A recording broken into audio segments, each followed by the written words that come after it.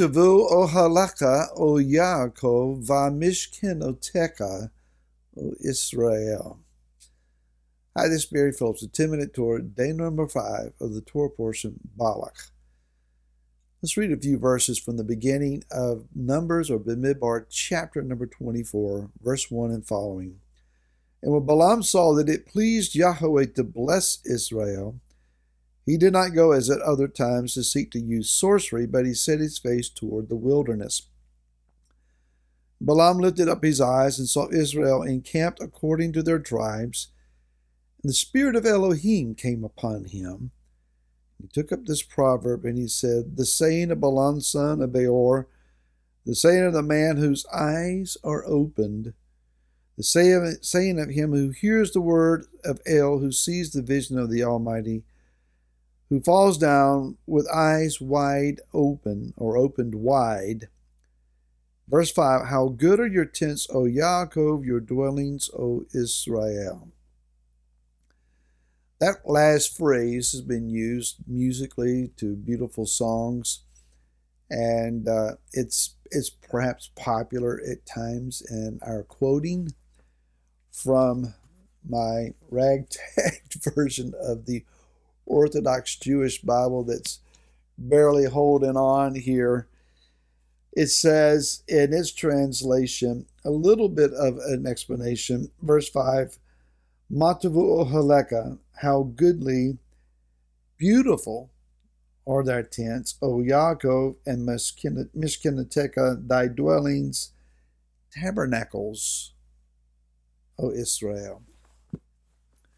So the idea here is not just the arrangement of the camp that inspired him. It is an understanding that Yah dwells in the midst. Number one, their tents are rightly aligned.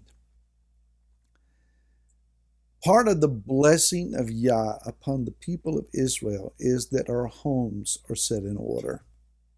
That's a tall, tall order in the day that we currently live in. There is so much to distract us, so much to compete with righteous values in the earth, so much secular invasion into the spirituality of our lives, and such a large temptation or call from this world around us to syncretize, to blend together worldly values along with whatever it is that you hold scripturally, spiritually to be true. To blend the two together to have a more acceptable lifestyle. We are called upon, as believers in Messiah Yeshua, we are being called upon by the world around us to accept, to be tolerant, to be inclusive, to be inviting of those that not only participate in aberrant lifestyles or in open sin, but to actually condone them and approve them and applaud them and say, you're normal, you're usual, it's okay. The Creator made you as you are with the vices that you particularly are appealed to. We accept that. And we just try to understand. Yah is calling us to be set apart. Again, tall order for our day. He wants us to be a unique people in the earth. He wants us to have His favor instead of the world's favor. And He's not asking us to stand up and be applauded by anyone else other than the myriads of the messengers of Elohim in the heavenlies. Secondly, not only is our homes to be rightly aligned, but also that the tabernacle, our dwelling place, the dwelling place, is in the midst of us. An even taller requirement, perhaps.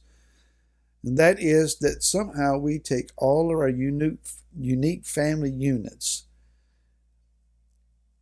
the qualities that we have been raised with, the environments that we've come from, the blends of lives that we've experienced, we have been redeemed, we have been restored, we have been reconciled to the pages of this book.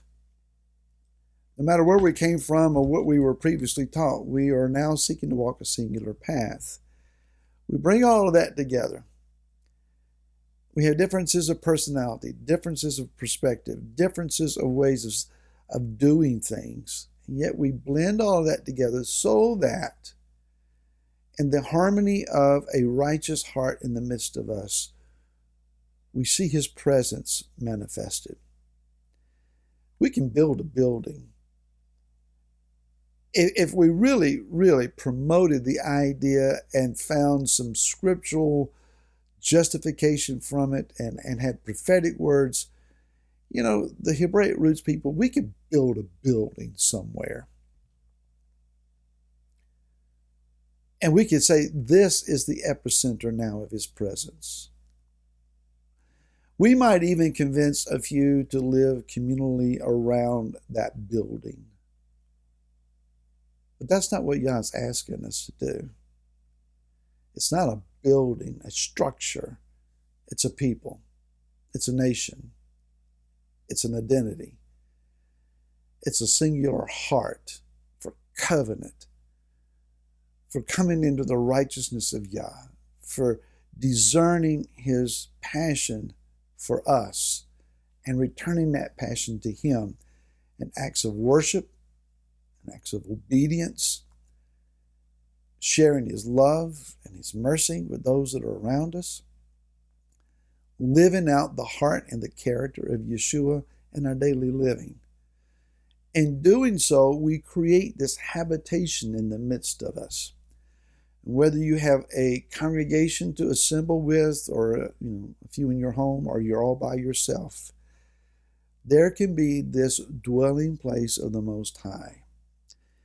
That those who look on, who have any spiritual awareness whatsoever, can look and see that people, those people. They're unique in all the earth. They have that something. What is it that we have? Again, we have set our lives, our homes, our families, our environment around us in order according to his word. We're seeking to the best of our ability to read and apply the text of this precious book and to live it out in obedience. We worship, we support one another, we worship him, we mutually edify one another, we care about each other, we do the things that we're supposed to do to demonstrate his heart in the midst of us, and then Yah's presence just comes and dwells and settles on us. It's not always tangible. It's not always overwhelming. It's not always a bath of tears running down our face, goosebumps on our arms. Sometimes it's just that unmistakable understanding he's with us. A lot of times we just have to trust for that because we don't feel anything. But we have this inward knowledge. I know to whom I belong. I know what my identity is. I'm Israel. I'm covenant people. I belong to him. He's my father. He's given me his Messiah, Yeshua, as my Redeemer. I have a relationship with him. I have a hope. I have an expectation. I have a future. He has a plan for me, and I'm going to do my best to follow after that plan. This is what sets us apart. This is what will cause the world to stand up and take notice. It's not our buildings. It's not our fancy anything. It's him being revealed in us. And that's the goal. Bil'am never got it. We'll find out later on that he still went up to nefarious means to destroy Israel. He couldn't join them. He wasn't a part of them, so he sought to destroy them. Others may try to do the same, but we belong to him. Shabbat Shalom to you, to your family, to all who gather with you, to all who are connected with you. May you truly find the rest of Yah in this set-apart day. As you gather, as you study, as you pray, as you worship, may he kiss your face with the power of his presence and strengthen and encourage you. Shabbat Shalom. We'll see you again next week.